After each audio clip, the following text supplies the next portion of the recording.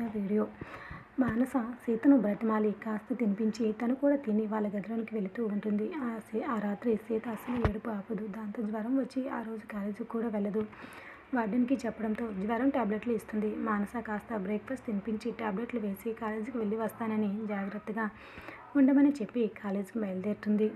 రాధ కూడా వచ్చిన తర్వాత సీత గురించి తెలిసి ఇక రాధ కూడా చాలా బాధపడుతూ ఉంటుంది. ఇదంతా ఎలా జరిగిందో తెలియటం లేదే. చాలా వరకు ప్రిన్సిపల్ దగ్గరికి వెళ్ళి సీసీ కూడా చెక్ చేశాను. ఎక్కడ ఎటువంటి అనుమానం రాలేదు. చెప్పాలంటే భయమేస్తుంది. ఇది ఎంతవరకు వెళ్తుందో అని మాట్లాడుకుంటూ ఇద్దరు అలా క్లాస్ రూమ్ వైపుగా వెళ్తూ ఉంటారు. మానసతో పాటు సీత కూడా రాకపోవడం కూడా క్లాసులో మరొక టాపిక్గా మారి ఇంకాసేపు గుసగుసలు మాట్లాడుకుంటూ ఉంటారు. బుద్ధిగా క్లాసెస్ వింటూ ఉంటారు. అలా ఆఫ్టర్నూన్ వరకు క్లాసెస్ అయిన తర్వాత మానస రాధ ఇద్దరు కూడా క్యాంటీన్లో కూర్చొని మాట్లాడుతూ ఉంటారు. ఇక యశ్వంత్కి చెప్పి విక్రమ్ కాలేజ్కి వస్తాడు. ఇక క్యాంటీన్లో ఉంటారని తెలిసి నేరుగా క్యాంటీన్కి వెళ్ళి అక్కడ సీత లేకపోవడంతో అదే విషయం మానసను అడిగితే జ్వరమని రెస్ట్ తీసుకుంటుందని చెప్తుంది. ఏమైంది కంగారుగా అడుగుతూ ఉంటాడు. ఏమీ లేదు, నార్మల్ ఫీవర్ అని మానస ఏ టాపిక్ చెప్పకుండా ఫీవర్ మాటనే చెప్తుంది. సరే నేను వెళ్తాను అని విక్రమ్ అక్కడ నుండి బయలుదేరుతూ ఉంటే మానస విక్రమ్ని ఆపి, ప్లీజ్ సార్ మీరు తనని డిస్టర్బ్ చేయకండి. తను చాలా స్ట్రగుల్ అవుతుంది. దేనికో టెన్షన్ పడి జ్వరం తెచ్చుకుంది. ఇప్పుడు మీరు వెళ్తే అది ఇంకా ఎక్కువ అవుతుంది తప్ప తగ్గదు సార్ అని తర్వాత మీ ఇష్టం అని చెప్పి విక్రమ్ సీరియస్గా చూడడంతో మరేమీ మాట్లాడదు. రాధ వాళ్ళ అన్నయ్యతో మాట్లాడే ధైర్యం లేదు. మౌనంగా చూస్తూ ఉండిపోతూ ఉంటుంది. విక్రమ్ చూసి మాట్లాడే ధైర్యం అక్కడ ఎవరికి లేకపోవడంతో నిన్న సీత దగ్గర ఆడిన మాటలు విక్రమ్ ముందు ఎవరు కూడా మెదపరు. ఇక విక్రమ్ మానస చెప్పినా కూడా వినకుండా నేరుగా హాస్టల్కి వెళ్ళి వార్డెన్ పర్మిషన్ తీసుకుని ఎవరు తన గదిలోనికి రాకూడదని వార్నింగ్ ఇచ్చి సీత గది వరకు వెళ్ళి డోర్ ఓపెన్ చేస్తాడు. బెడ్పై ముడుచుకొని పడుకుని ఉంటుంది.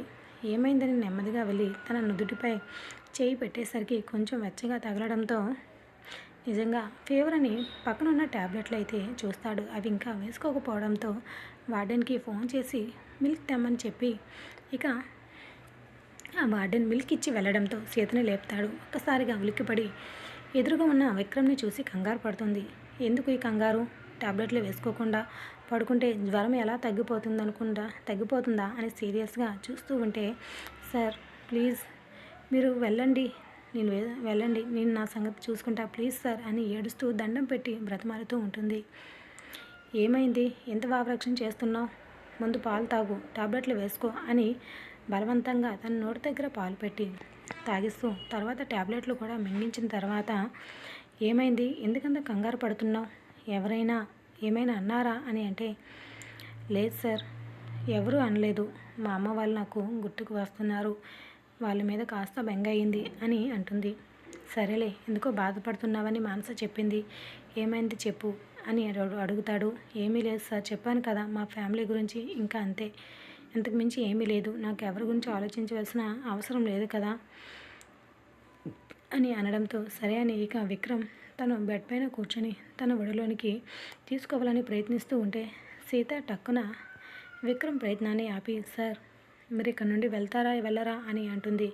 ఏంటి జ్వరమని కామ్గా ఉంటే ఎక్కువ చేస్తున్నావేంటి? ప్లీజ్ సార్ మీకు కాలు పట్టుకుంటాను సార్ అని అంటే సీతలో మార్పు ఎందుకో డౌట్ వస్తూ ఉంటుంది. ఇక రెండు బొగ్గులు గట్టిగా ఒత్తేస్తూ ఏమైంది, ఎందుకే విచిత్రంగా ప్రవర్తిస్తున్నావు అని గట్టిగా అడుగుతూ ఉంటాడు. ఏంటి సార్ మీ దౌర్జన్యం, నాకు అర్థం కావటం లేదు. ఒకసారి చెప్తే మీకు ఎందుకు తలకి ఎక్కటం లేదు? నలుగురిలో నన్ను నవ్వుల పాలు చేయాలని చూస్తే మీకేం వస్తుంది సార్? మీకంటే డబ్బున్న వాళ్ళు మీ ముందు ఎవరూ మాట్లాడకపోవచ్చు. మాకు ఆస్తి అంతస్తులు లేకపోయినా ఆత్మాభిమానం ఒకటి ఉంటుంది సార్. అది ఎవరు చిన్న మాట అన్నా మా ప్రాణం మేము వదిలేసుకోవడమే. ప్లీజ్ సార్ నాకు ఆ పరిస్థితి తేకండి ప్లీజ్ అని కన్నీళ్లు పెట్టుకుంటూ ఉంటుంది. భావరక్షణ చేశావంటే చంపేస్తా, ఇంకొక మాట నీ నోటి నుండి వచ్చిందా ఏం చేస్తా నాకే తెలియదు అని కళ్ళు ఎర్ర చేస్తూ ఉంటాడు. ఇక వార్డెన్కి చెప్పి సీతను నేరుగా ఎత్తుకుని తన కార్ ఫ్రంట్ సీట్లో కూర్చోబెట్టి కార్ డ్రైవ్ చేస్తూ హాస్పిటల్కి తీసుకెళ్లి చెకప్లు టెస్టులు అవన్నీ చేపించి మందులతో పాటు తిరిగి నేరుగా వాళ్ళ ఫ్లాట్కి వెళ్ళి అక్కడ డ్రాప్ చేసి మర్యాదగా తగ్గే వరకు ఇక్కడే ఉండు, పిచ్చి వేషాలు వేసావో చంపేస్తా చెప్తున్నా చెప్పింది అంతా ఏంటి సార్, మీకు ఎందుకు అర్థం కావటం లేదు అని కన్నీళ్ళతో అడుగుతూ ఉంటుంది. చూడు, నువ్వు డ్రామా వేకు, నేను చెప్పింది చెయ్యి అని ఫ్రెష్ అవ్వడానికి తన గదిలోనికి వెళ్ళిపోతాడు విక్రమ్. ఇక తనకైతే కాఫీ ప్రిపేర్ చేసి, తనకి సూప్ ప్రిపేర్ చేసి తనకి తాగించాలని ప్రయత్నించేసరికి మొహం తిప్పుకుంటుంది. ఇలా బలవంతం తాగించి ట్యాబ్లెట్లు వేసి కాసేపు రెస్ట్ తీసుకో, తగ్గుతుంది, నీకు జ్వరం తగ్గితేనే ఇక్కడ నుండి కదలేది, తగ్గపోతే ఇంచు కూడా నువ్వు కదలవు అని వార్నింగ్ ఇస్తాడు. యశ్వంత్ ఫోన్ చేయడంతో లిఫ్ట్ చేసి చెప్పరా అంటే, బావా అర్జెంటు వస్తావా? లేదు, నాకు కాస్త పని ఉంది, ఏదైనా సరే నువ్వే చూసుకో అని సీరియస్గా చెప్పి ఫోన్ పెట్టేస్తాడు. ఏమైంది వీడికి, ఎందుకంత కోపంగా ఉన్నాడు అనుకుంటాడు. అప్పుడే మాధవ్ యశ్వంత్కి ఫోన్ చేసి ఏమైంది, విక్రమ్ చాలా కోపంగా సీతను హాస్పిటల్కి తీసుకుని వచ్చాడు, పాపం చాలా నీరసంగా జ్వరంతో బాధపడుతుంది, మళ్ళీ అంతే సీరియస్గా తీసుకుని వెళ్ళాడు, ఇప్పుడు బాగానే ఉన్నాడు కదా అని అడుగుతూ టెన్షన్ పడుతూ ఉంటాడు. ఓ అదా సంగతి, బాగానే ఉన్నాడులే అని యశ్వంత్ సమాధానం చెప్పి తర్వాత మాట్లాడుకుంటూ ఏంటి స్పెషల్, మీరు కూడా మా బావలాగా వ్యాలంటైన్స్ డేకి ఏదైనా స్పెషల్ ఉందా? ఎక్కడ్రా బాబు, ఈ హాస్పిటల్లో పేషెంట్లతోనే సరిపోయింది, వ్యాలంటైన్స్ డే ఆ డే కూడా నాకు గుర్తుకు లేదు, రాక్షస్ అంతా నన్ను రాత్రంతా వాయించేసింది అని తన గోడంతా చెప్పుకుంటూ ఉంటాడు మాధవ్. నాకు అలాంటి కష్టాలేం లేవురా బాబు, ఐఎమ్ ఏ ఫ్రీ బర్డ్ అని హ్యాపీగా చెప్తే, ఎవరై ఎందుకంటే నువ్వు ఎక్కువ ఏడుస్తావురా అని మాధవ్ శాపం పెడతాడు. చాలేరా పోరా నువ్వు అని, ముందు రాధ నుండి తప్పించుకో, తర్వాత నా సంగతి మాట్లాడు అని అంటాడు. అది కూడా చూద్దాంలే అని అలా ఇద్దరు టామ్ అండ్ జెర్రీలా మాట్లాడుకుంటూ ఫోన్ పెట్టేస్తారు. అలా ట్యాబ్లెట్ల వల్ల మత్తుగా పడుకున్న సీతను కాసేపు చూసి విక్రమ్ ల్యాప్టాప్ ఓపెన్ చేసి వర్క్ చేసుకుంటూ ఉంటాడు.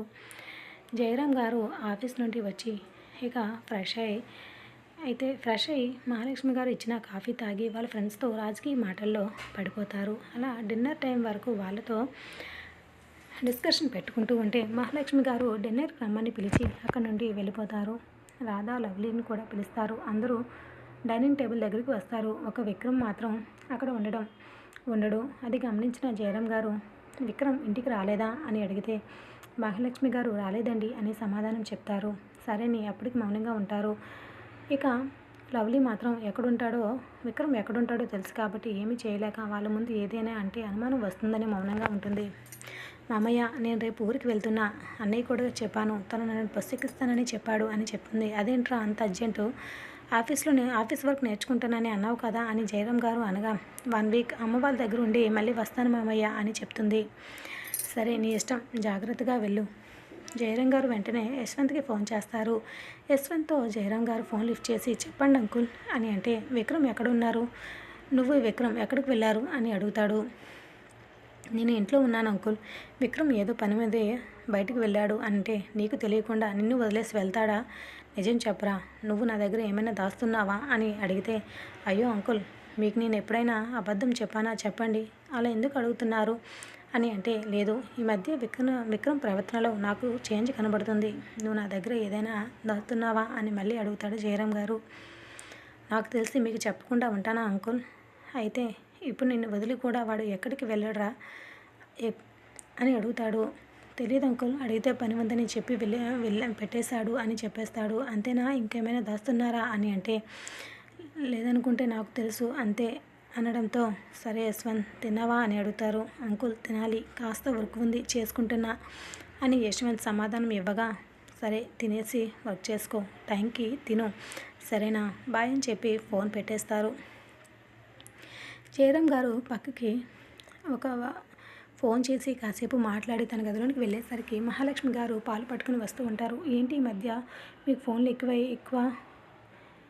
ఎక్కువయ్యాయండి, నాకు కాస్త కూడా టైం ఇవ్వటం లేదు అని మహాలక్ష్మి గారు వచ్చి చిరుకోపంగా జయరాంని అడిగితే, తప్పదు, ఎలక్షన్లు కదా అలానే ఉంటుంది, అది కాక 3 నెలలు ఇక ఇంటికి కూడా దూరంగా ఉంటాను అని అంటారు. అయ్యో, ఇప్పటికే సరిగా ఇంటికి రావటం లేదు మీరు, ఇప్పుడు మళ్ళీ ఇంకా 3 నెలలు రానంటున్నారు, ఎలా అండి అని అంటే, తప్పదు, ఎలక్షన్లు అయ్యే వరకు విక్రమ్కి చెప్తాను, వాడు ఆఫీసుని చూసుకుంటాడు, నువ్వు ఇంటి దగ్గర జాగ్రత్త సరేనా, ఏదైతే అర్జెంట్ అయితే కాల్ చేయండి, లేకపోతే డిస్టర్బ్ చేయొద్దు అని చెప్తాడు. సరేలేండి, పాలు తీసుకోండి అని జయరాం గారు అంటే, జయరాం గారు సగం తాగి భార్యకు సగం ఇస్తారు, అలవాటే కాబట్టి మహాలక్ష్మి గారు కూడా మాట్లాడకుండా వాళ్ళు కూడా తాగి అని ఒకసారి చెక్ చేసుకుని గదిలోనికి వెళ్ళిపోతుంది.